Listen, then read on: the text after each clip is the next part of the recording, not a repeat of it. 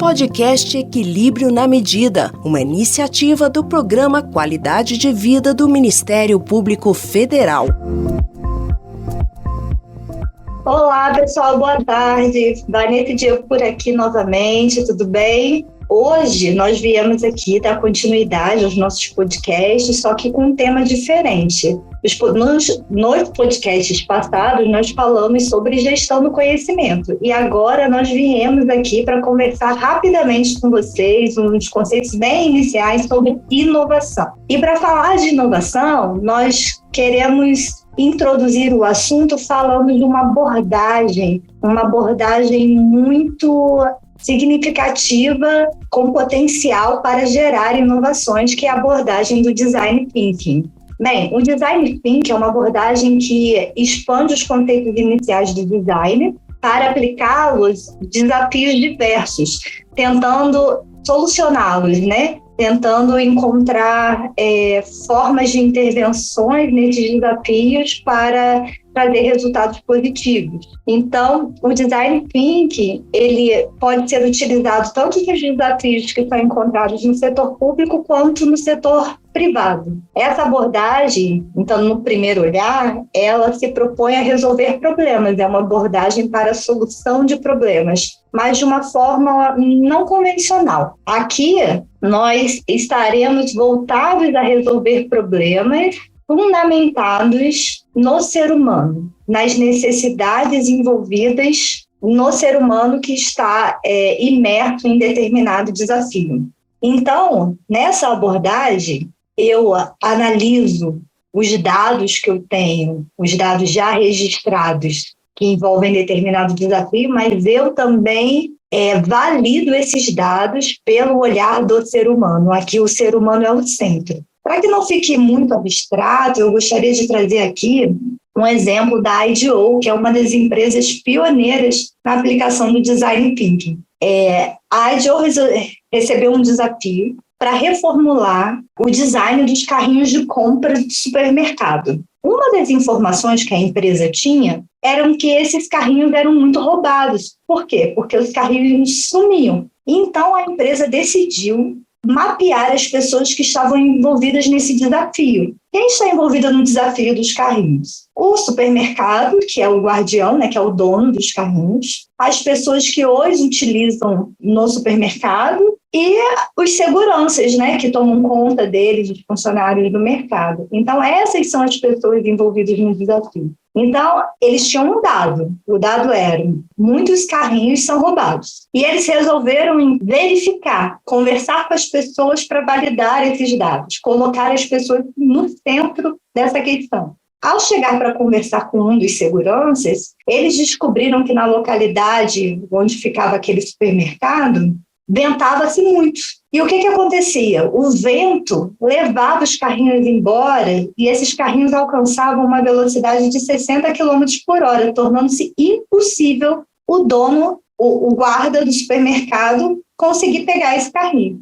Então, o dado que eu tinha era que esses carrinhos eram muito roubados, mas, na verdade, ao investigar, essa palavra é muito importante, esse caráter investigativo, de olhar a realidade de uma forma crua, nosso colega vai falar mais sobre isso depois, nos traz informações que são essenciais.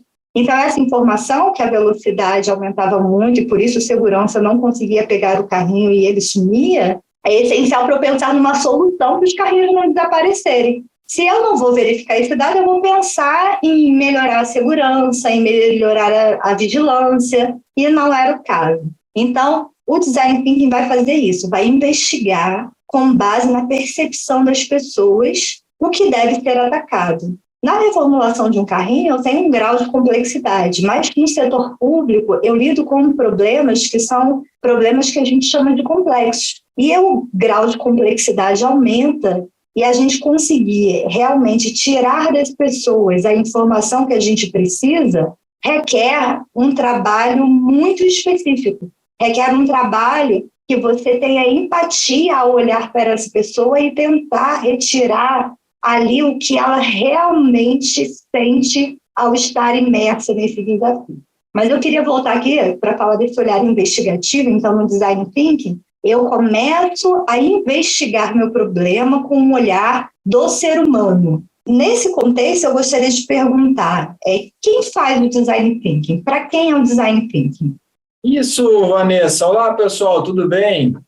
Depois desse grande exemplo que a Vanessa nos trouxe aqui sobre uma aplicação do Design Thinking, cabe a gente refletir em torno disso, que é essa questão. Para quem é o Design Thinking?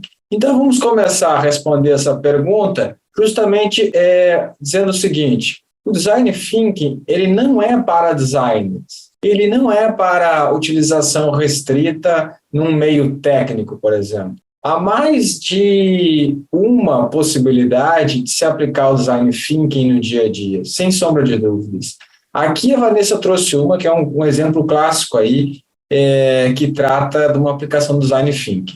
Mas a gente pode pensar ele em várias e várias situações do nosso dia a dia. Mas, de uma forma geral e direta, para que serve o Design Thinking e para quem é o Design Thinking? Bom, o Design Thinking é para aquelas pessoas que não querem ficar na zona de conforto, vamos dizer assim, que estão habilitadas e se sentem atraídas pela zona de desconforto, porque é do desconforto que surgem as boas ideias e mesmo as inovações. A área de conforto ela é muito pequena perto da área de crescimento que envolve a área de conforto. A gente pode falar sobre isso numa outra hora um pouco melhor, mas acreditar que a área de desconforto é mais importante que a área de conforto. Nesse sentido, o Design Thinking ele está ligado a pessoas que têm uma mente curiosa, a chamada mente de criança, a chamada mente que está atrelada a desafios, que se envolvem questões que são, em sua maioria, analíticas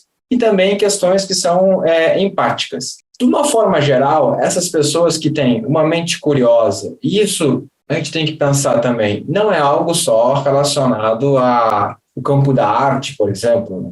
Não é simplesmente essas pessoas que são curiosas e têm esse viés artístico. Não. O Design Thinking, como a gente disse, ele não é direcionado para designers, ele cabe, então, para ser aplicado no nosso dia a dia e para qualquer pessoa que tenha essa intenção de trazer transformações, levando em consideração o olhar do outro, a curiosidade aquela de criança, aquilo que faz a gente fugir do nosso próprio centro de autorreferência. Quando a gente está envolvido num problema, num primeiro momento, por vezes, a resposta surge dentro de nós. Entretanto, essa resposta que surge de uma forma mais rápida e imediata, ela não é a melhor resposta para aquele problema que nos é colocado.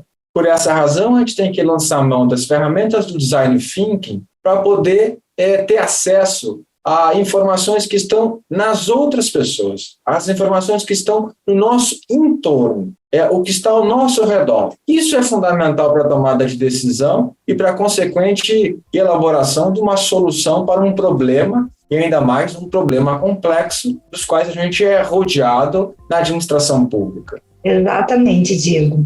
Isso mesmo. E reforçando só que o Design Thinking ele está justamente ligado e associado a essas mentes curiosas, a essas mentes inquietas que vivem em zonas de desconforto. É isso, não é, Vanessa? Exatamente, Diego. Para trabalhar com essa abordagem, nós precisamos ter essa mente curiosa e também essa mente precisa atender a alguns princípios que nós falaremos em mais detalhes no próximo podcast, que são os pilares para a aplicação do Design Thinking, que são empatia, experimentação e colaboração. Mas falaremos mais deles no próximo podcast. Aguardamos vocês. Um abraço a todos e todas. Um abraço, até lá, pessoal. Você ouviu o podcast Equilíbrio na Medida, uma iniciativa do Programa Qualidade de Vida do Ministério Público Federal.